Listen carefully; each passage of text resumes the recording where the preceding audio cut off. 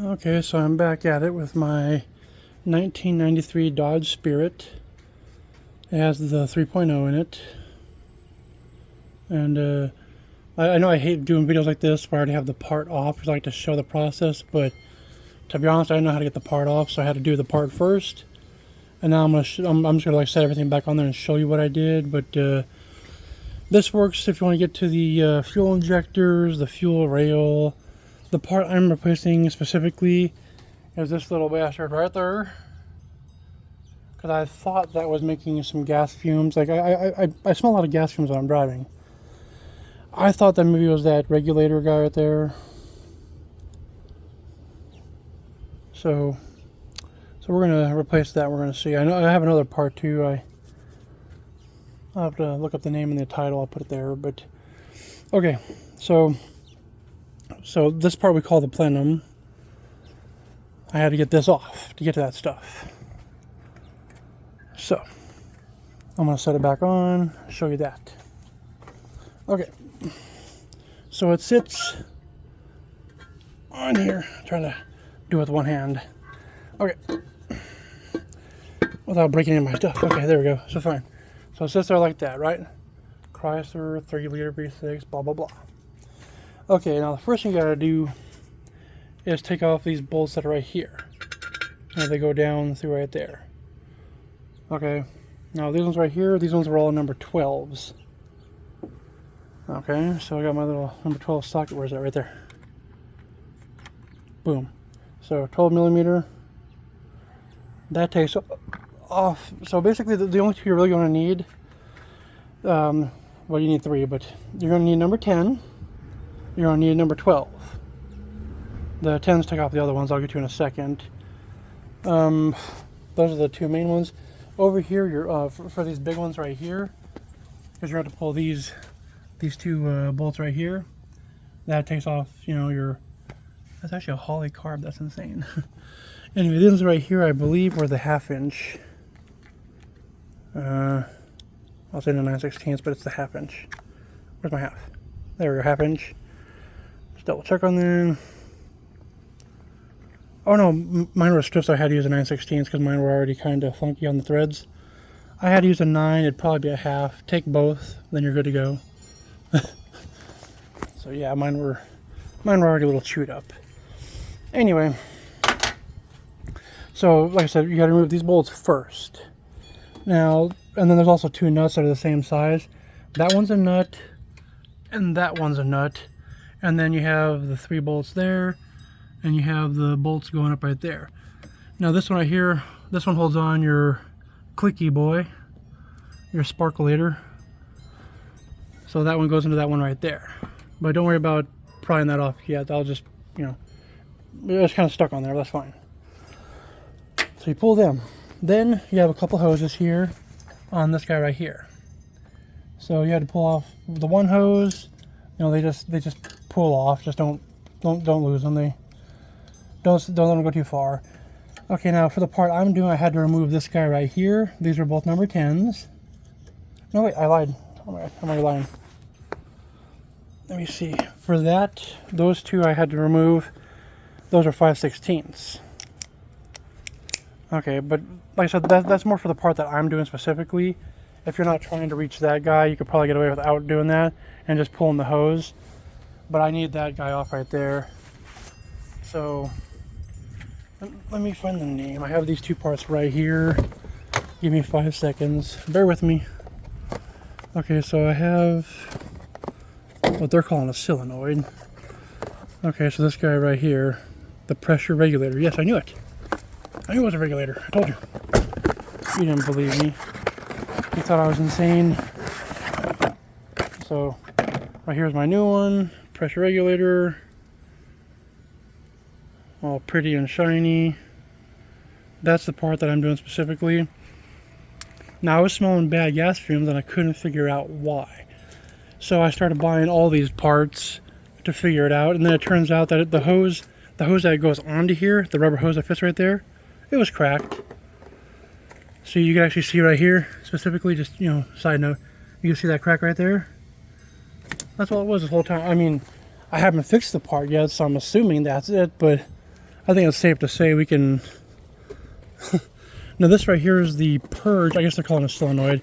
This is the purge valve, which at this exact second I don't know if I'm even going to replace it. I mean, you know, this relieves the pressure out of the gas tank and shoots it in the engine, but I don't really know if I need to.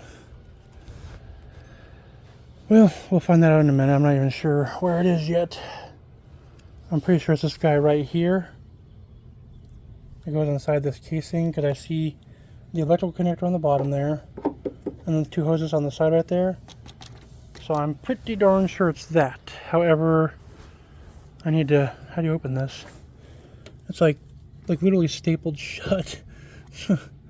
Well, if you need to do your purge valve, that's your purge valve. I'm betting you. The electrical on the bottom, two hoses right there. Tell me that's not where it is. There you go. I threw in a freebie for you. Okay, so back on track, sorry. Okay, so I pulled off my sparkulator wires here. Sparkulator. if you ever watch that guy from Vice Grip Garage, you need to watch him. He's excellent. He does this shit in the middle of a field, you know? I can barely wipe my butt in my house, let alone in the middle of the field. Okay, next. So we come over to the side. So, like I said, remove all those top bolts first. Common sense. Then you remove these two big guys right here. 1, 2. And then with you have to unhook. So this guy has a spring right here. This one has a spring. It'll be like that when you take it off. The spring, it goes to this throttle boy. It's right there. You can see my spring. Oh, sorry. Camera's crooked. I'm watching where I'm looking at, where the camera's at. Too much talking again. Okay. Then pull off the rest of these rubber hoses here. Just, if you can, do yourself a favor and make your own little video as to where they go back on. However, I will show it. Hold on. Oh dear. Allergies kicking up. But I mean, yeah, they all push on here in one place or another. The last part you really have to fight though, which is the reason I had to make this video late, was these bolts right here. There's right here. There's this metal hose right here on the bottom. You can see right there, that guy right there. It has these two right there. That's the one that I couldn't find because I was prying on the thing and couldn't get it to go up for my life. And then I finally found out that it was that guy right there that goes back. You can see the bottom down there. Right there, boom, that one. It comes up and goes over, and right there. Now, of course, you need to move your air box. That one is going to be definitely in your way to remove the parts, so you need a flathead for that. And then you're good. So then, getting to the end of it, I guess here, you can finally remove this guy out of your way. A little heavy. Should be in, I don't know if it's aluminum or not. Looks like it. Anyway, that brings you down here to your goods. Now, I am going to do the fuel injectors later. I ordered them. They're not in yet. But I'm tired of breathing gas fumes. So I'm doing that guy right now. However, you can see the fuel injectors right there. You see the fuel rail. I mean, maybe you can use this as a video on how to put your shit back. I don't know. However, there it is.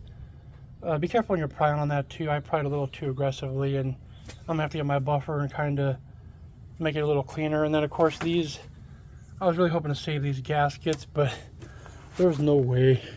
I sent it too fucking hard, bud. So now I need to figure out what specifically to even call this.